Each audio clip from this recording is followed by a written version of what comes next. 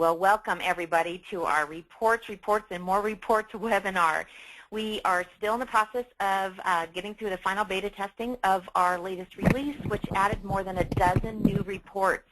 So now we have officially 100 reports in MaxxTraxx. So with that being said, we are not going to be able to get through all of the reports today. So what I wanted to do was just highlight some of the key reports that I use on a fairly regular basis. And if you guys have any questions about a particular report or would like some information and don't know which report to go to get that information, please let me know.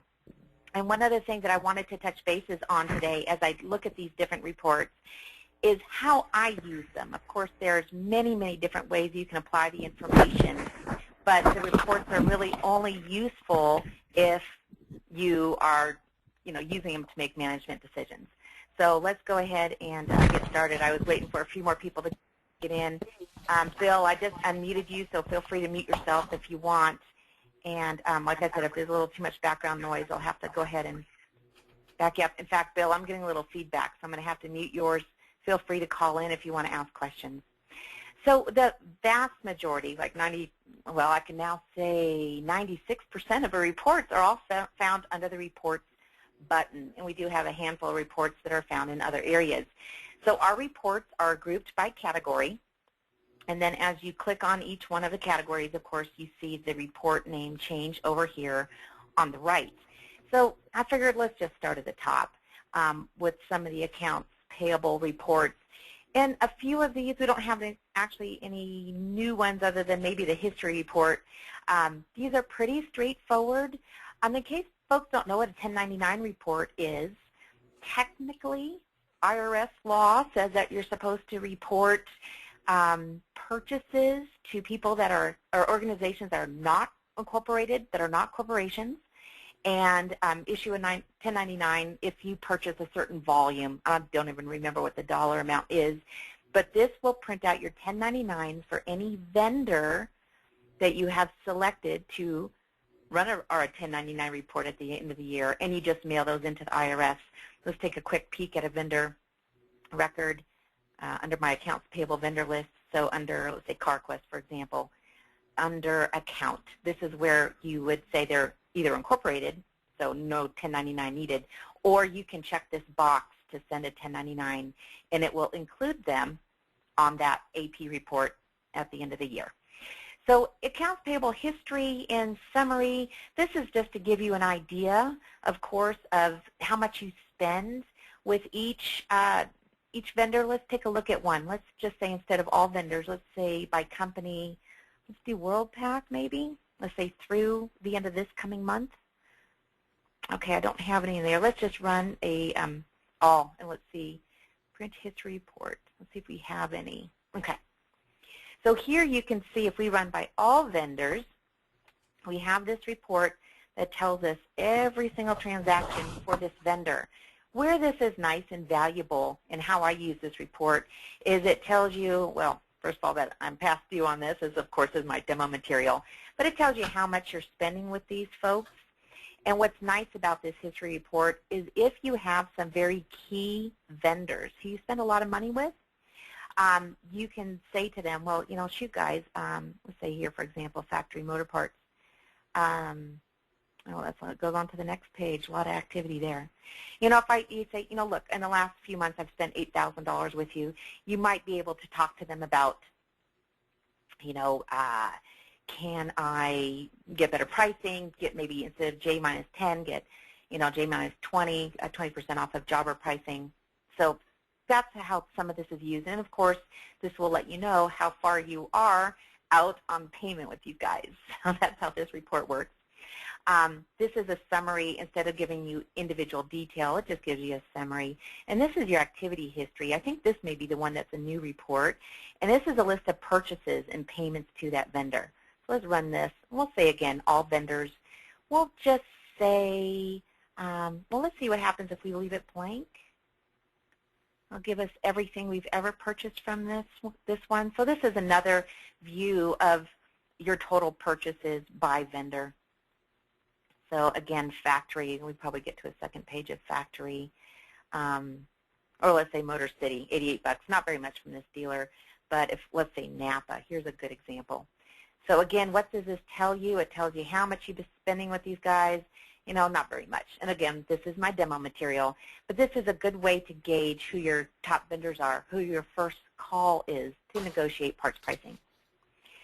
Vendor list is just a generic list that gives us all of our vendors, and it gives you their contact information. It also pulls, by the way, the notes, okay, from the vendor record. Let's go back into CarQuest, for example. And if we have any notes in this notes field, it'll show up on that list. So I want to make sure you guys know you can pull the information from there. So not real flashy, but some of the nuts and bolts of accounts payable reports. Any questions on that one, guys? No. Okay. So accounts receivable, again, are going to be pretty straightforward, just like accounts payable. Now this receivable activity detail and aging detail, of course, you're going to be wanting to look at this at least once a month to be able to collect money that people owe you. So let's look at the detail one first. So if by double-clicking on it, of course, you can see I have my filter window, this detail filter window, where you can pick if you just want to look at a subset or do an aging report as of maybe the beginning of last month. Let's say I don't want to look at through October. I want to see who owed me through September 30th.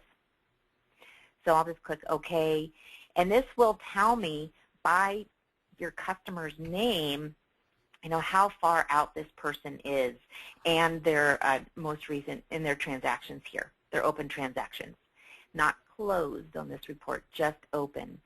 So this will tell me, you know, right now this person, me, I have a credit available. This person owes me $185 and it's 90 days out.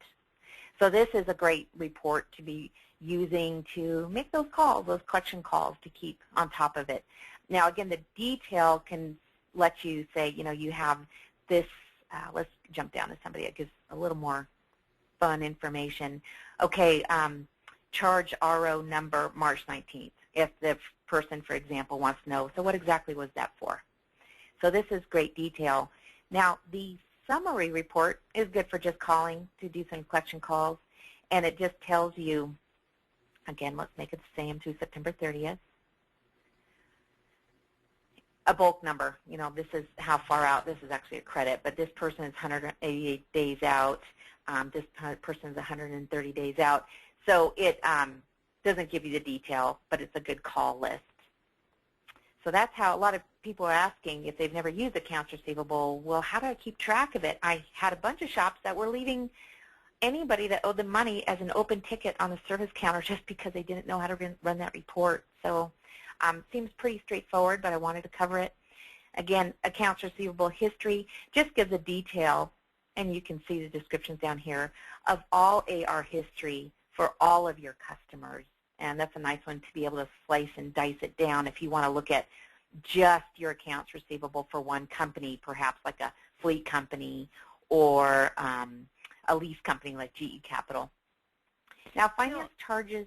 Go ahead. I had a question on these reports. I use these reports for the accounts receivable to find out what's owed at the end of the month, and I may not get to it on September 30th or, you know, sure, October 1st, 2nd. You know, maybe a couple days after the 30th. And sure, once they're paid, it doesn't seem to show up on there as of the 30th. Like if I need to know how much was owed on the 30th, it doesn't show that once they've been paid, that drops off the list. Is there a report that would show that? You know, that's a good point. Sabrina? Yes. Can I address that real quickly? Please, yeah. Kelly, that's exactly right. That's actually something that we were looking at a few days ago and going over with the programmer.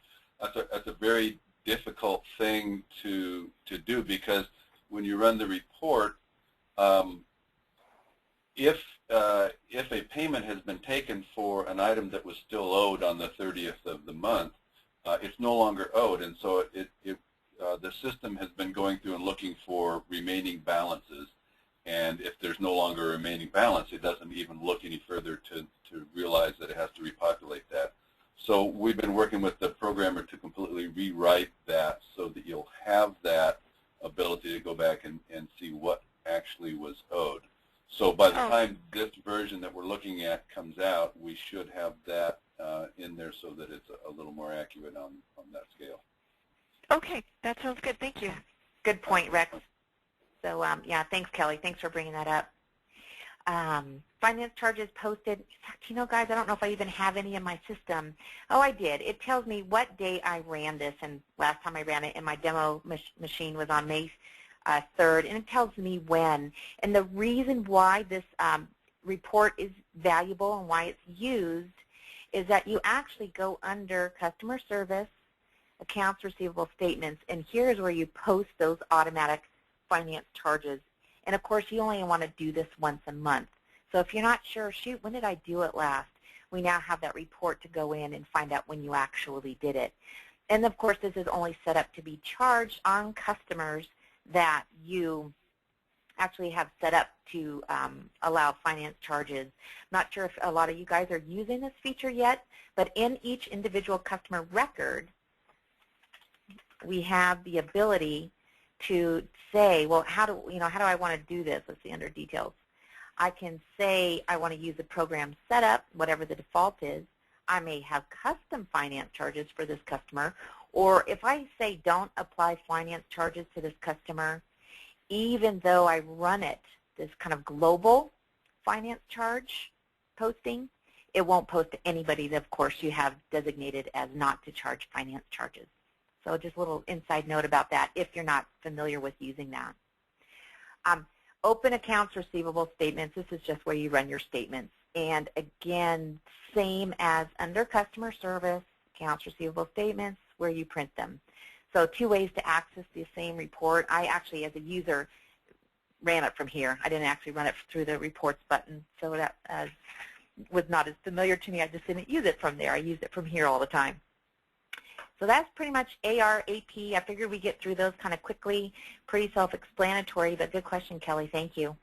Now the customer report, we've added a report here. MaxxTraxx available report, and boy, do we have designs about how we're going to use this in the future to integrate into our other marketing, our email marketing that's coming out. You have the ability now to click on this report and order by customer, show anybody with any, you can say, do you have $10 or more MaxxTraxx? We'll just see what it is, but we'll leave it at 0 for this example. And you could say, I want to contact all my customers. They have like $50 or more in MaxxTraxx, and let them know what they have out there to use. Now, by running this report, it lists your customer, their contact number. This is good for a call list, and whether or not they're set up to earn MaxxTraxx or not. And you could call them and let them know what their total is. If you want to schedule some work for them, maybe your MaxxTraxx, you want to have them expire at a certain period of time, but you want to encourage people to use this. And for folks that aren't familiar with what MaxxTraxx is, it's our customer loyalty rewards program, similar like when you go to the grocery store and you may get, like I go to Safeway and I get points towards discounts on Safeway gas if I spend a certain dollar amount at Safeway, and I use it all the time. So this is kind of the same way. You can name this anything you want and set it up any way you want to accumulate a percentage of points. And I'm doing air quotes and points because it's not truly tracking money anywhere. We just track the points as dollars. And they are used at the time that people cash out their repair order as a discount. So it's really not tracked financially anywhere in the program, but it's used as a discount to reward these people for coming back and doing more work at your shop. So kind of a nice feature. We do have an archived webinar, a recorded webinar that we did, I think in May, April or May, that talked about the MaxxTraxx program, and we got a lot of user insight into how they're using this program, what type of percentages they're setting it up to accrue MaxxTraxx points at, and I thought that was a really a useful webinar you guys might want to reference. So that's a little bit about how that works. Let me jump up. Again, just a generic customer list, and it lists all of your customers or selected customers. Customer sales, let's look at this again. Click on Run Report. And I can do this for just a month or a year. Let's just go ahead and change the year just for fun to see what comes up in my demo material here. And I'm selected by, top purchases, people spend the most. And I can limit to how many customers I want to show. Let's say I just want to look at my top 10 purchasers. And I can say anybody has to have at least a minimum of $100. But I'll just leave it at $1. So this is going to say during this time period, my top purchaser, my top customer, is spent in that time period, a period of a year, $9,000 with me. And it tells me how many different ROs or parts invoices that they had. So you can set this to slice and dice as many different ways that you want. But it's kind of useful to see if you want to reward your top 10 customers, maybe perhaps, send them kind of a specialized marketing promotion, something like that, or maybe just, I don't know, you want to take your top customers and say, want to do something special for you. That's just kind of a way you can use this. Any thoughts? Has anybody used this customer sales report to make management decisions or marketing decisions in your company? Any ideas? Okay. I'm not sure, again, how you would want to use it. Coming from a fleet background, this was also important for us to be able to see, what, did we need to maybe offer a pick-up and drop-off service to some of our top customers? Sometimes it makes sense. Go ahead, Walter. A couple of thoughts there. If you want to reach out with any kind of thank you, you can carve this. The other thing is, if you're going to be sending out marketing letters aimed at getting people in more often, then you're probably not going to want to take and be sending that, you paying for that postage to the top 10% of the people that are already coming in regular. So that's another way of using this program, is to drive your marketing, because the top 10% of your customers are a different kind of customer than the rest, and then your bottom percentage probably live out of range. It's a way of looking to see the bottom 10%. Why are they the bottom 10%? And do you want to spend your marketing dollars pursuing them? Or you may specifically want to pursue those people that only see you once a year. So that's the other way of using this, is it's an indirect way of establishing that.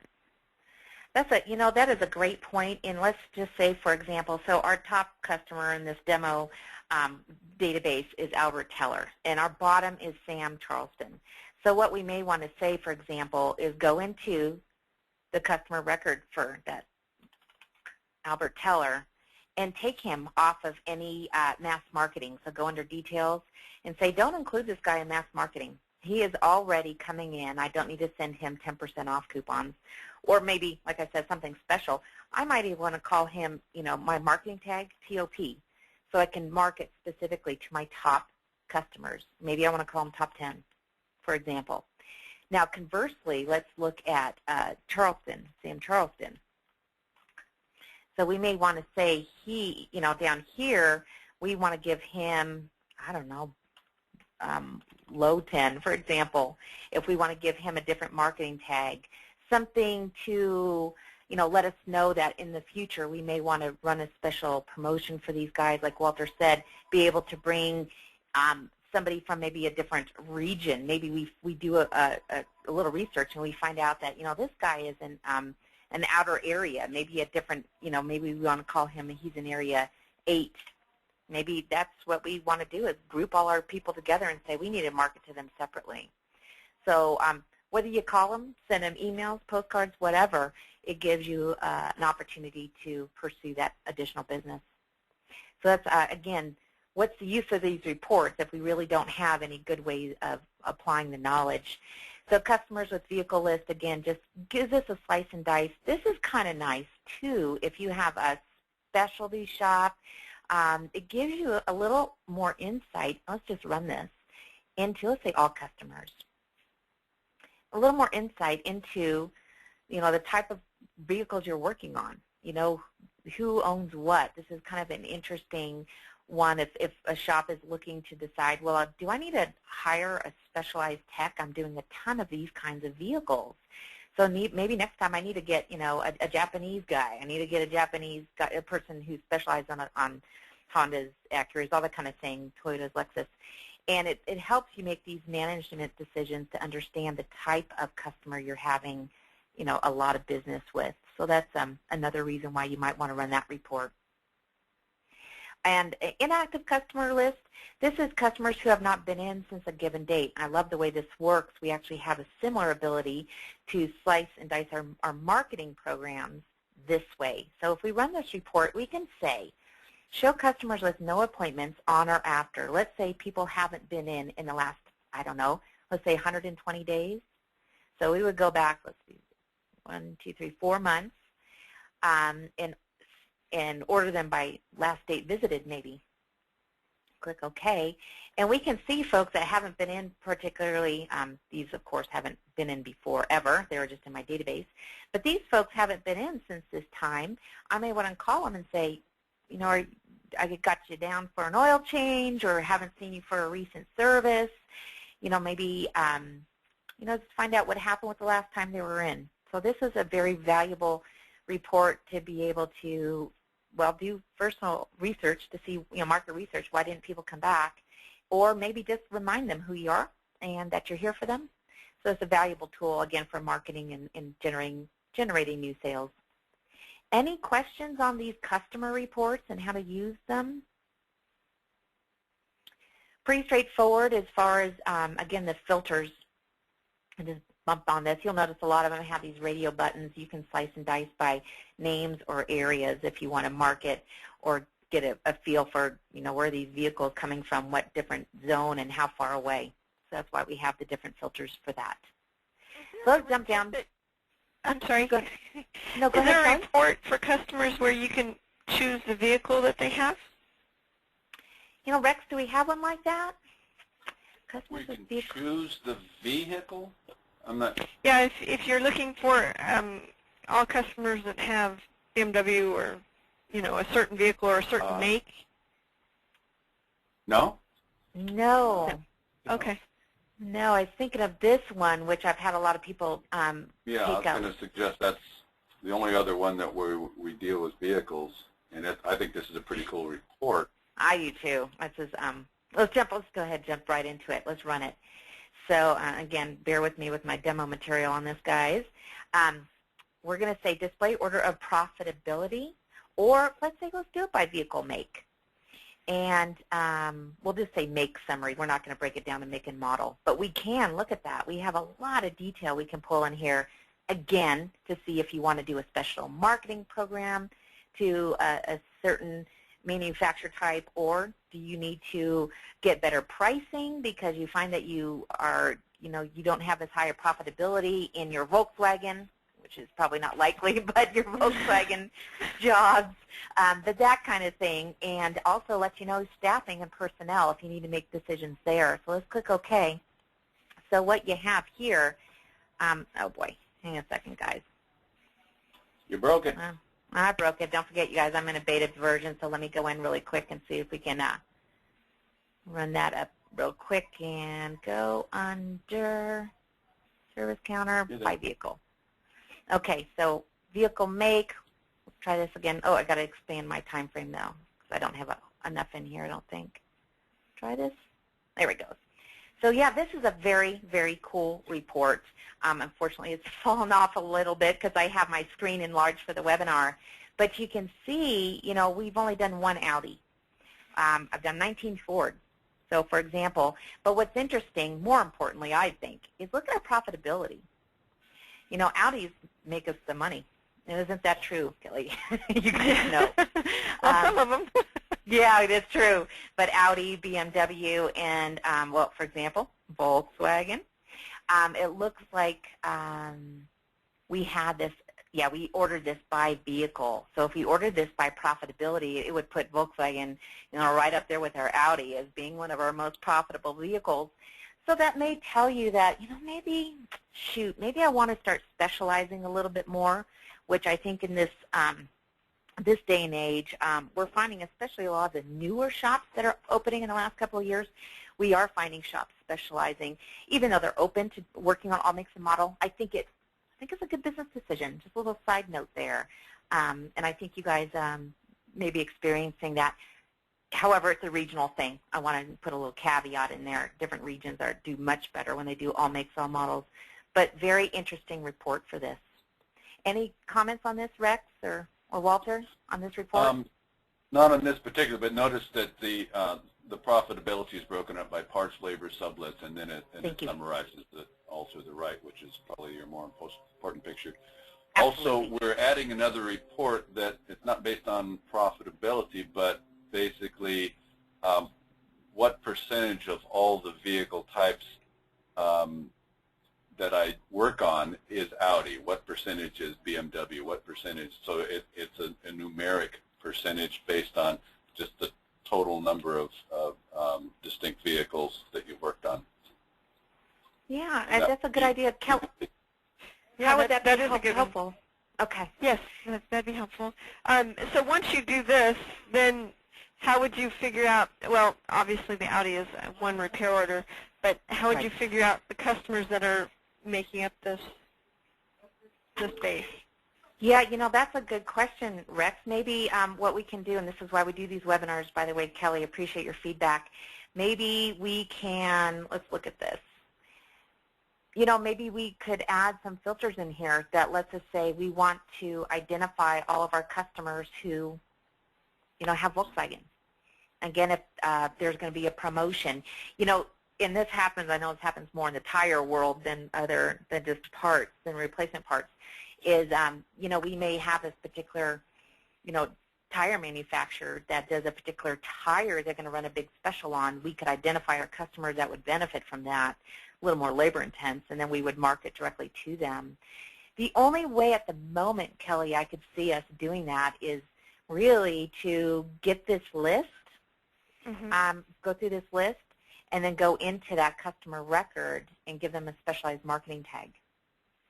But that's an interesting comment, and forgive me, I didn't do it last week, guys, but I will send a follow-up email this week.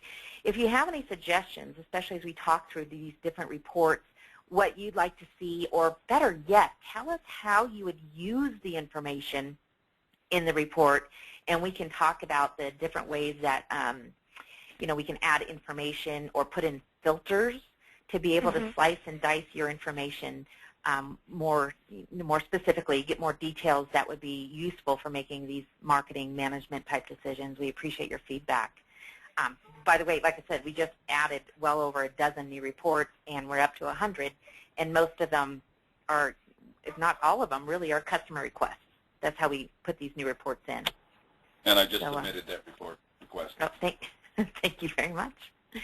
Okay, so let's move on to employees, because I want to get to my favorites. You guys know how I am about my financial reports. Now, these employee reports, let's just buzz through them. Employee list just gives you the details of your folks. Again, descriptions are already down here. Pay totals are useful if you want to be looking at, for specific information. If you need to go back and audit your each paycheck, this is a very useful report to use. I actually used it a fair amount. This employer productivity detail and summary report, I love these reports. I think they are so useful. I know you guys have probably heard me talk about them before in other webinars, but there is a great webinar that we did called Productivity, I can't remember what it's called, Job Clock and Productivity Reports, that's it. And it talks about in detail how we use this information and how, of course this is unassigned, that's not a good one. Let's get to a regular one. Oh, I don't have a good one. Let's see. See if my demo material may not have enough content in here. Like I said, catch that webinar. I think we did that one in March or May. I think it was the M month. Let's see if we can get some content in here. This is better. This will tell you, your billed hours, flagged hours, and flat rate hours, and flagged hours. And it gives you a sampling of how effective these guys are using their time. Well, of course, I've played around with my demo material, so it's a little out of whack. But it gives you an idea. If they're over 100%, these guys are pretty efficient. If they're under 100%, meaning that they're flagging more hours than they're billing out or the flat rate is, you know you may have a problem. And this is where these productivity reports really come into play, again, for managing your employees, maybe getting them additional training. You know, maybe sometimes it's a service writer's training that you need to say, you know what, when you have undercard jobs come in, they go to this tech. When you have diagnostic work come in, you go to this tech because they've got a better skill set or a better understanding of how to do those jobs, or they're frankly better at it or like it more. You know, when we had a really large shop that Walter and I were working at, 9 technicians, 2 machine shop guys, what a luxury, because we were extremely productive to be able to direct work and schedule work that would go to the most capable tech for that job, because they were very efficient, very few comebacks, and it's a good way to, you know, get a picture of how well your staff is doing. So get a chance to grab that webinar. I don't want to spend too much time on it, but it really was a good webinar. Shows you how to use that job clock and how to actually generate the information in these productivity reports. Sales commission report, pretty straightforward. A description down here. It's parts sales commission if you have a service writer who's getting paid by commission. So it's a useful one. Time cards, people that use time cards love these reports. If you're using the job clock, the time clock, forgive me, not the job clock, the time clock feature in the program for all employees in your business, this is a really nice way to just track where everybody's at. Let your employee actually review this. If you need to make any management adjustments, great reports for that. Idle time details. This is an interesting one. I have had a few people tell me that they use this report that really do use a time clock and job clock pretty religiously. Let's take a look at that. Now what this will tell us, again, let's just throw in a couple, a whole year's worth of content. It will tell us for this employee, how much time was he actually waiting for a job assignment. And what this will tell you of his total hours at the shop, you can get a ballpark, you can get a percentage. Of course, I just have minutes in here, like 2 minutes, 1 minute, so I don't have enough of the big picture. But it will let you know how much you are making your employees productive. If they're waiting for job assignments, 12% or 18% of the time, shoot, do you want to give that guy more time off, or do you need to schedule differently? Or, if you find that somebody is spending a ton of time sourcing repair information, that maybe not a bad thing, but it gives you visibility into how they're spending their days, spending their time. So keep in mind that these reasons for idle time can all be customizable. So a lot of people didn't know about that. Under setups, miscellaneous lists, I think it's under, is it under here, Rex, where are we at? Where our defaults are, we can put in different, actually I think it's in the time clock itself. I'll find Sorry, that, guys. I had you on mute while I was grabbing a chat. What's the No, question? no problem. If we want to change our idle time reasons, oh, here it is. Time clock reasons. Under miscellaneous list, time clock reasons. So if you guys have different activities that are specific to your shop, maybe they're dropping off and picking up customers or vehicles, or dropping them off for sublet work, you can always add that reason. That's for the time clock, and then you do have one here specifically for the job clock. Again, if you get in the habit of this, which I've got a couple of shops that I am impressed on how well they're using this job clock, it really helps you to build an efficiency and track your people's productivity. Any questions on that, guys, on how that works, any of those features? Okay, so let's jump through real quick. Payroll batch, you can look at my payroll batch by pay period. I can just say this is everybody I paid in this pay period. Gives you details by the batch. Or payroll register, again, another very valuable report if you need to audit this, or if you want to give your employee a history of their paychecks, or if they need that for any kind of mortgage, banking, that kind of thing, personal use. Payroll tax report, I have so many shops that say, I just don't want to use payroll. I want to have my bookkeeper do it, my accountant do it, or a service. And I respect that. Having paychecks bear the brunt of the responsibility is kind of handy. You just put it in your expenses. However, running payroll in MaxxTraxx is a piece of cake. And in order to remit your 941 payment, depending on how often you're a depositor, some people have to do within the 2 or 3 days after your payroll, or monthly, or even quarterly if you're small enough. This is a report you would use. And for your state tax, you use this payroll tax report. Pretty straightforward. Just put in your dates and run with it. And remember, for these dates, they're always the paid dates, not the dates that your employees are accruing payroll. We get that a lot when people want to say, if they want to look at their tax, well, not this one. Let's run over to payroll, and they run this tax deposit report. This always needs to be the dates that you paid, not the dates that folks earned the money. We have sometimes some confusion over that. But pretty straightforward. If you guys ever want to learn how to use payroll, please give us a call. It's not a big deal to walk you through it. And, of course, we do have all the procedures in the user manual. So jumping through here, real quick, service writer productivity. Same as with your techs. We also have this report to see how much they're writing for a given date range. Kind of handy. Financial. Now, again, these are usually used just for doing your sales tax report. I would imagine that just about everybody is pretty familiar with this report. Checks received is customer checks received, by the way, if you for a specific date range. And this is just a specific franchise reconciliation report. However, kind of interesting that you may be able to use the information in. Let me see. I have to actually go back into where I think I have some content. Let's run it. Let's go back here. 26 through the 2nd. Oh, Sunday. Okay, Rex, why isn't it going? Monday to Sunday. Sorry, guys. If I could just read the script. There we go. Let's see if we have anything in. Okay, this is a very specific report for franchises. So it's, you would want a specific rate to be able to generate it. But it does give you some interesting numbers by the week. I know that Walter was looking for some key, what was it called, key indicators? Yeah, KPIs.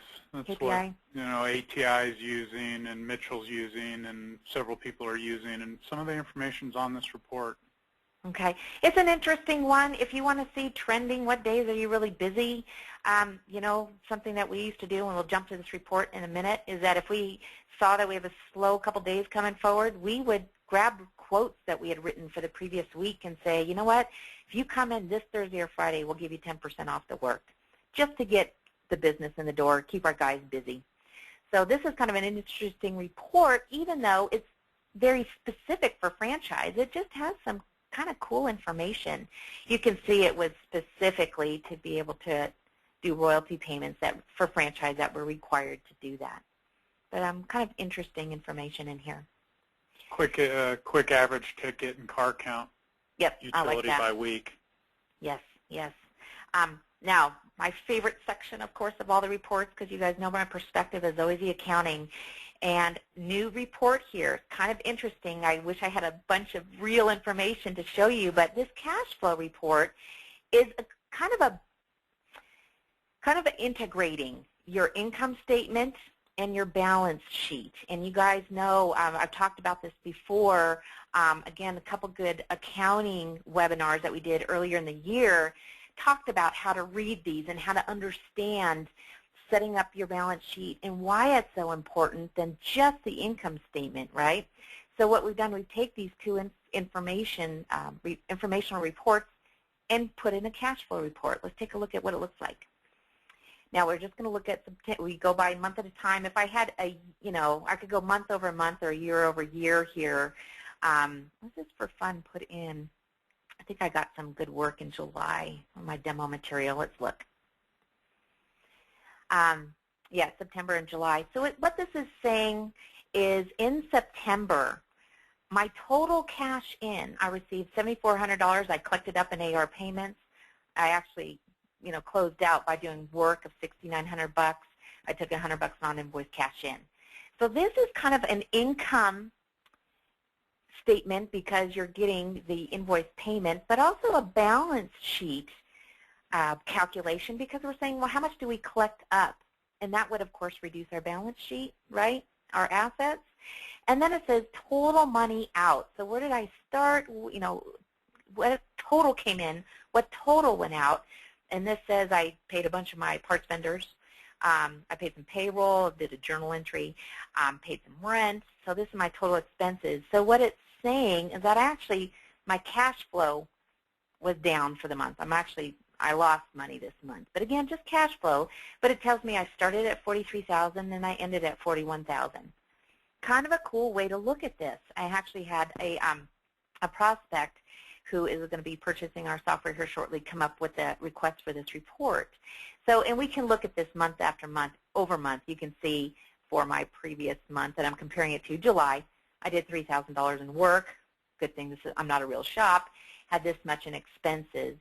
So you can see that I actually, ended up on the positive. I'm on the black, whereas I was in the red that previous month. And it tells me my starting and ending. So kind of a new report. Once this is, filled out with real live data, this is actually a pretty cool report to give you a snapshot of your overall business without having to interpret the income and the balance sheet. And you guys still know it's my favorite reports.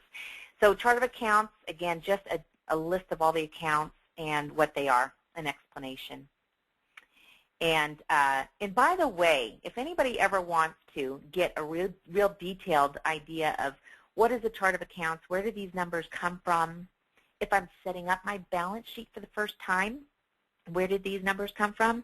I know a couple folks on the call with us actually suffered through, yes, a 2-hour webinar where we went over virtually every single chart of account, the option that you have in MaxxTraxx. And it was pretty dry, but if you really want to get to the next level of setting up your accounting, if it's not already done in MaxxTraxx, it's, again, under archive webinars. It's a recorded webinar. I think we did that the first week of September or second week of September, and it does go over detail of where you get the information to fill in each one of these accounts. And it's a good way to kind of get the background to be able to really manage your accounting in your business.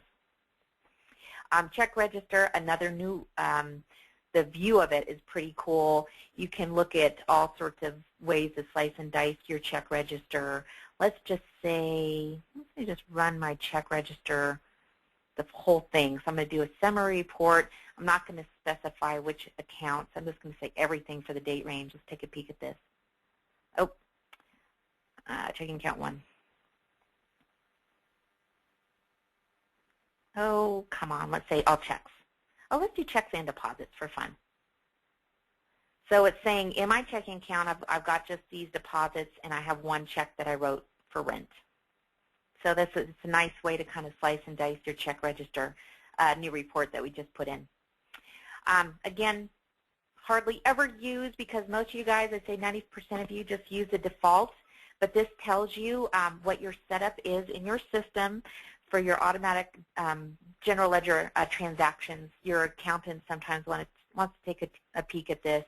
But it tells you what GL accounts are used for what type of transaction in your business.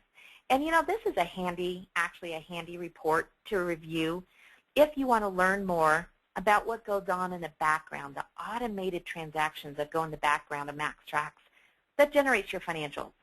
Good reference point.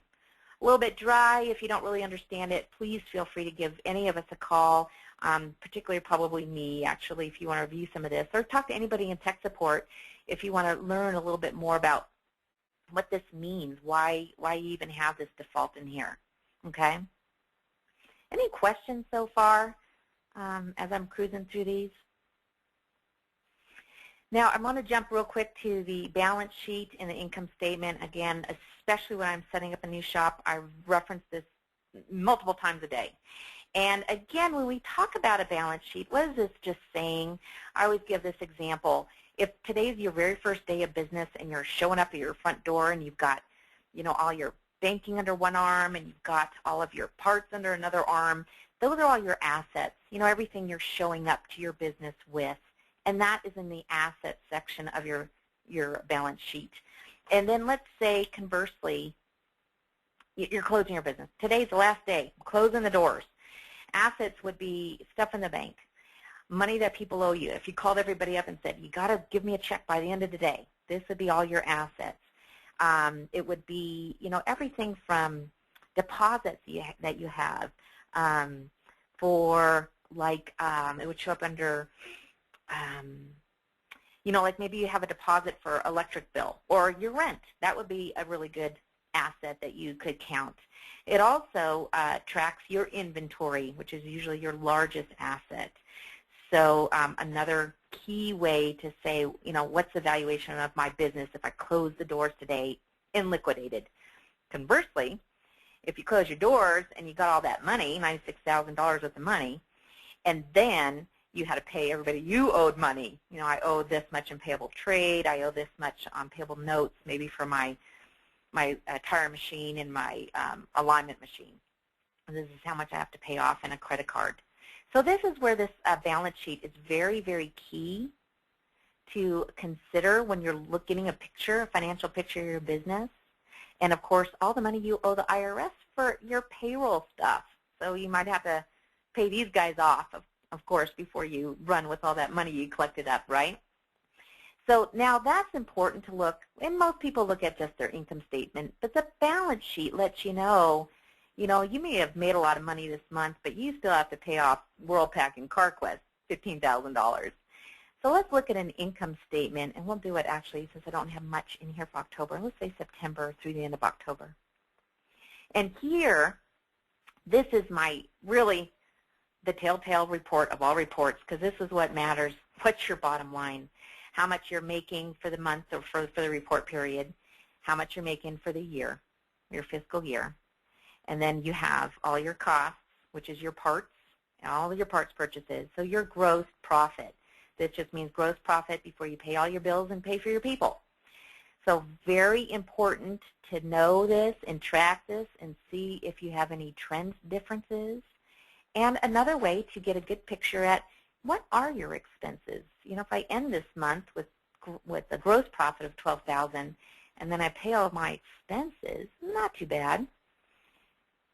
Then I can see, okay, after I pay my almost four grand in expenses here, I'm walking away this month with $8,000. Pretty good. So this is a very important report to just give you visibility into how well you're doing. Most people turn this into their accountants at the end of the year, do your taxes, but keep in mind the balance sheet really has to be considered. It's not like you can say, oh, great, I made $8,000, I can walk away. No, look on your balance sheet, see who you owe money.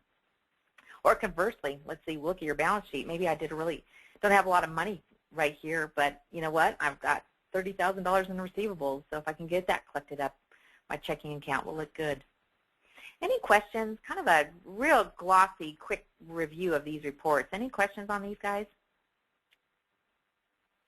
Okay, and this general ledger report just tells you have a couple filters in here. You can tell what date range, and let's say you just want to look at a particular GL account, and I want to just look at my transactions through this GL account for a certain date range.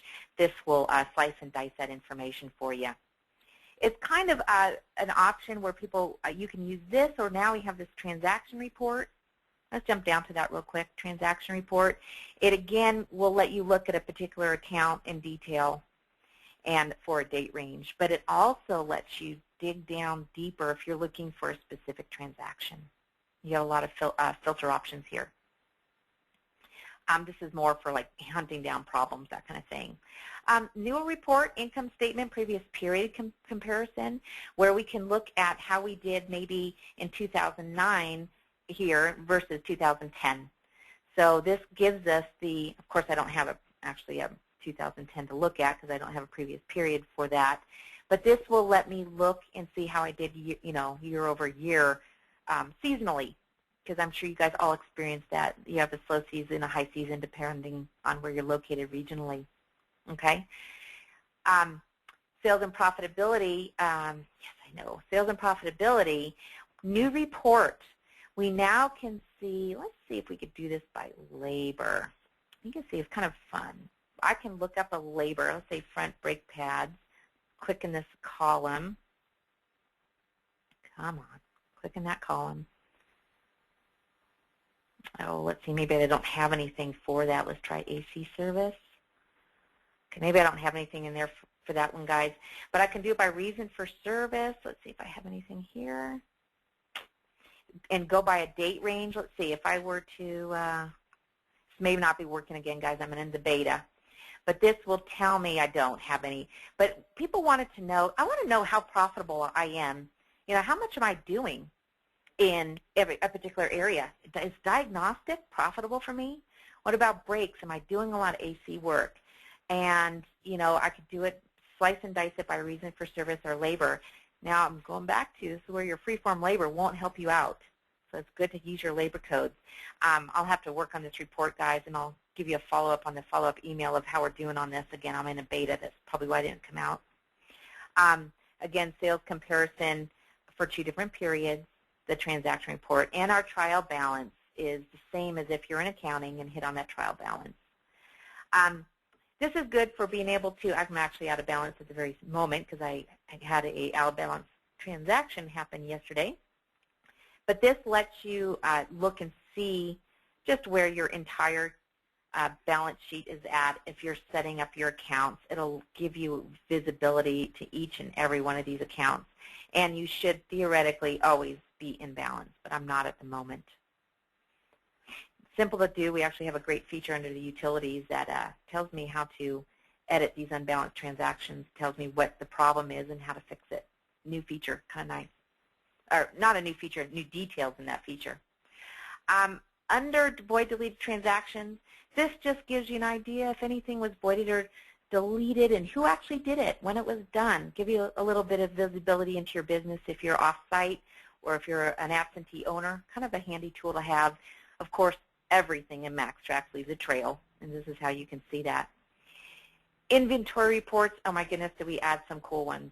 Changed best sellers around. We don't have low sellers anymore, worst sellers anymore, much more usable. The core banking report, of course, gives you more visibility into, which I don't have any right now because I don't have any in my bank, visibility into what you have to go back to your vendors for credit, core credit, that kind of thing. So you have a lot of information here.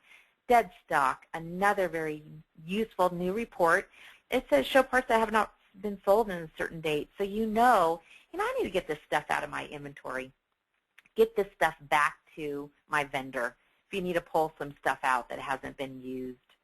So kind of a cool report that I think is real handy, especially with our just-in-time. Why would you guys stock stuff that isn't moving? So handy, handy report. Similar to our excess inventory report, and this will say, you know, if I've got a bunch of stuff in stock and I'm just not moving enough, I may not want to get rid of it because it's dead stock. But if I have, you know, 10 and I really only need 2, same thing. That's you're tying up your money. So this is a great report, and you can select a bunch of different filters in here to tell you, you know, how do I get rid of this, and what's the valuation of all this excess inventory? So handy, handy report to have. This is just the inventory list and summary. Give you a visibility into your adjustments. I'm sure you guys have looked at a lot of these reports before. They've been here.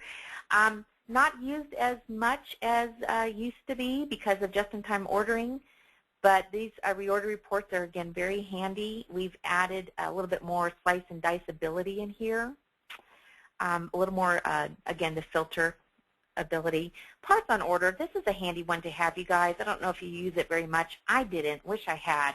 But this lists by vendor and purchase order the stuff that you have on order. It just gives you a real nice, quick, in fact, I don't think I have an open one right now, but it gives you, yes, I do. I do have one open. It says, yeah, I've got this coming from factory. So if everybody delivered their stuff has been ordered, this is what would be coming in. Handy report, this way you know for all your jobs on the service counter, you can see the parts on order to get those jobs completed. So handy one to use. Parts reserved, detail, and summary. this is pretty handy especially if you're doing an inventory. It tells you what's reserved in detail or summary on open ROs, because you know once you put it on the RO, it doesn't show available in inventory anymore. So if you are specifically looking for a particular part, and you're like, you know what, I know that I have that part, you can look and see, even though it says 0 in inventory, is it really just sitting on a job?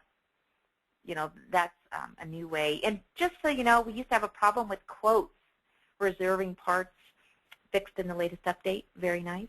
Just want to share that with you guys. Parts transferred is for our multi-store. We now have a report to be able to tell us what parts got transferred to where. And again, this is our parts on order, but this is our purchase order report.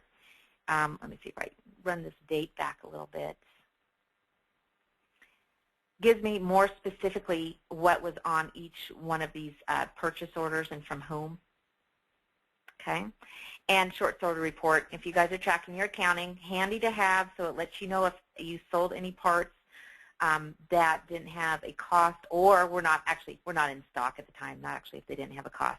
The red circle with the slash through it, it tells you for a time period. Oops, I got to go back and make adjustment for these.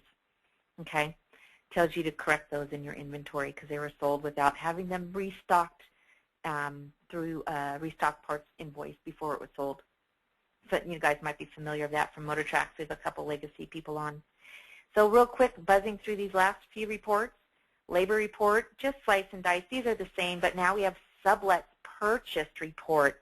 Helps you make sure you get that billed out. A nice report that we've added.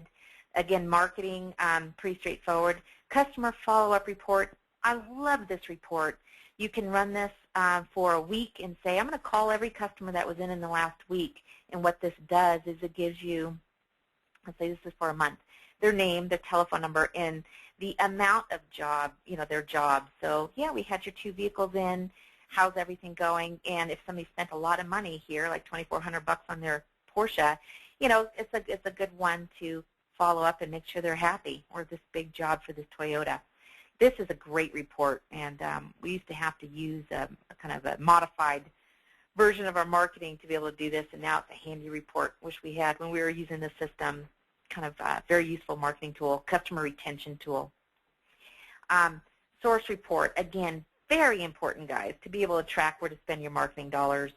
If you want to see, where's your business coming from? Is it referral?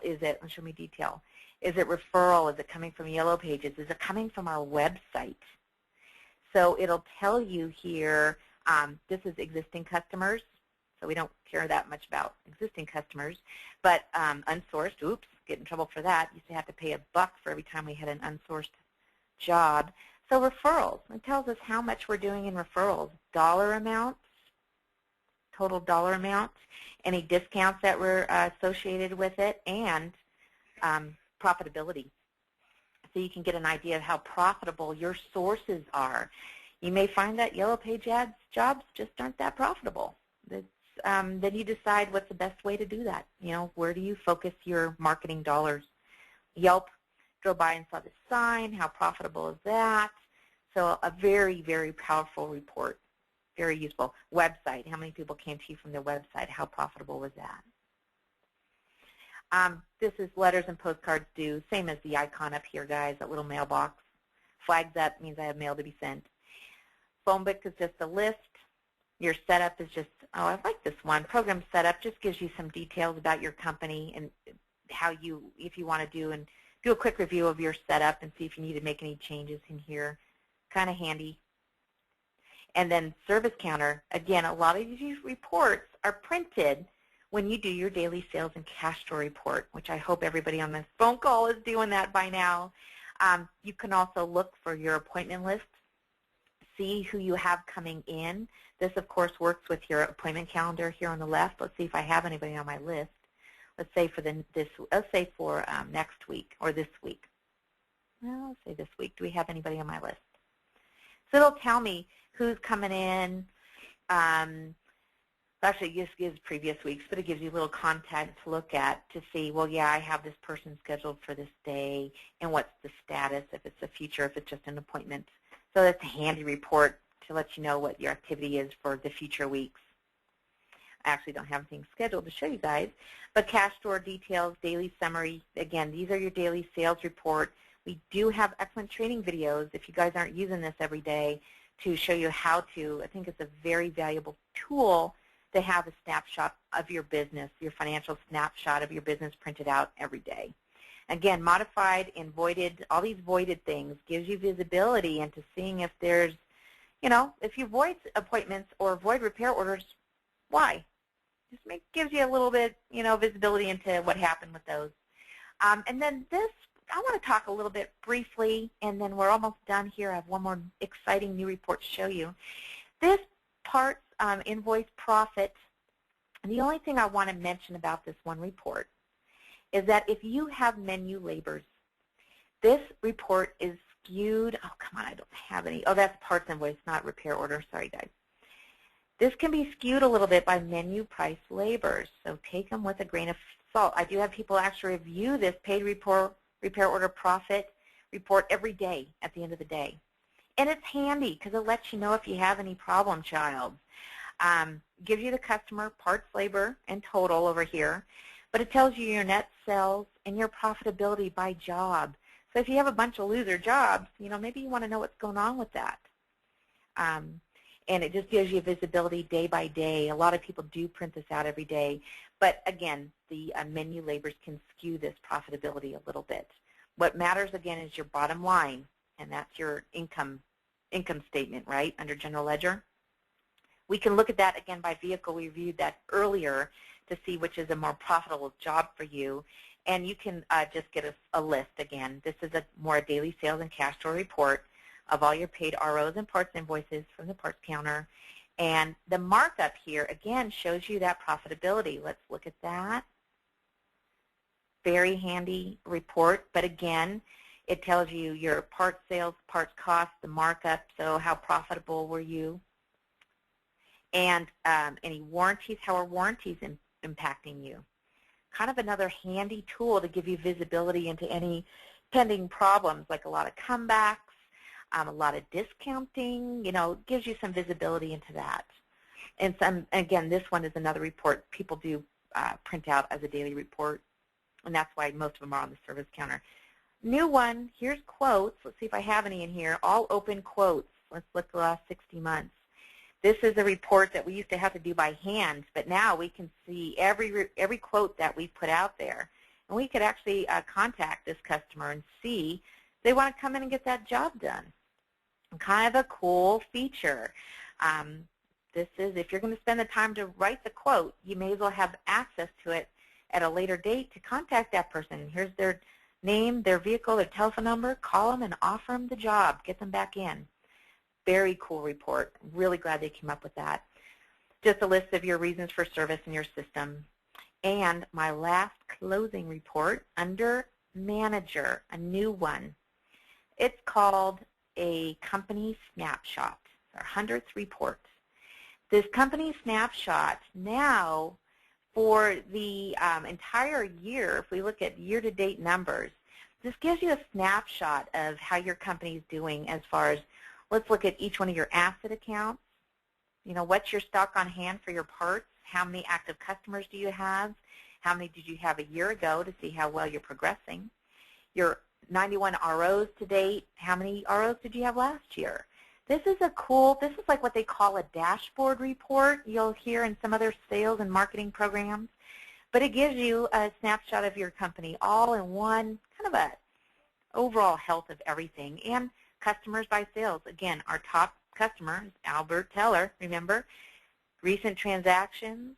Now we also have a quick view into our receivables and payables. The receivable is people that owe you money, so I have this much out there that I need to collect up, okay? And this gives you more specific invoice information, but this tells you who owes you the most. Actually, I have to take it back. This one's alphabetical, but you can look down and say, look, I need to collect $2,000 from this guy. So visibility is there, as well as on the liability side, how much you owe to other people. You know, currently I owe $70,000 in parts bills. Looks like I better start paying my bills.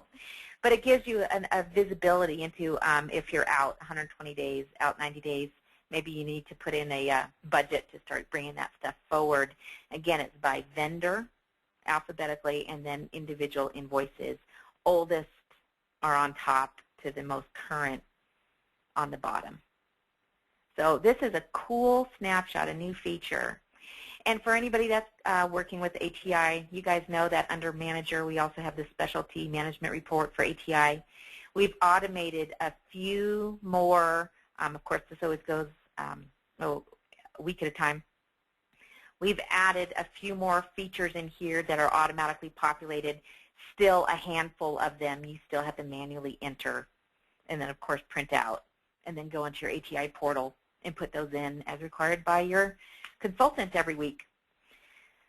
So a lot of information that we covered today, guys. Hopefully what I've done, if nothing else, is give you some visibility into all your different options here, and would like you to give us a call if you have any questions about these reports. We are looking to add to our 65 online training videos in the coming months, hopefully to get that up to our full list of, I think, 210 or 220 we're attempting to have in our video training library. So if you wanted to say, you know what, how exactly do you use this excess inventory report? You're going to be able to go to that training video library, click on a 3 to 5 minute training video, and learn how to run the report, how to interpret the report, and how it may be used in your business. But in the meantime, if you have any questions, please give us a call and ask us how best to use this. Or if you guys are just trying to figure something out in your business and you have no idea if we even have a report that will render that information, give us a call. And we do now have, like I said, 100 reports, so I bet you one of them are going to be able to provide you that information. So thanks for your patience today, guys. Thanks for listening. I hope you found this somewhat useful. You know, I just realized, Derek, I had you on mute there. If you have any questions, I'll take those offline. And I will, of course, send a follow-up email today. Sorry about last week, guys. And send me your questions, okay? Sabrina? Yeah. When is the beta version going to be finished? Oh, boy, is that the $10 million question. I'm on version 5057 right now, and you guys are all on 5051. And so I've been through several evolutions, and I think we're already 3 more evolutions after this one. We should be, you know, we're talking weeks now. We were talking months. Now we're down to weeks. A lot of it has to do with the update from our programming company that we program MaxxTraxx in. So we were waiting on their update. That's really what's been holding us up. And I just got news this morning that it just came out. So we're hoping that's going to rectify a lot of our issues. But what we're not going to do is give you guys a bug-ridden update. We would rather you hold off a little bit longer, which means you don't have access to about a dozen or about 15 of these reports. But we'd rather hold off a little bit longer till we feel real confident it's a bug-free or relatively bug-free update. So thanks for your patience on that. Really do appreciate it. Any other questions, guys? Okay. Well, you guys have a great one. We'll talk to you on our next webinar next Wednesday. So take care. Have a good week. Thank you. You're welcome. Bye-bye. Bye-bye.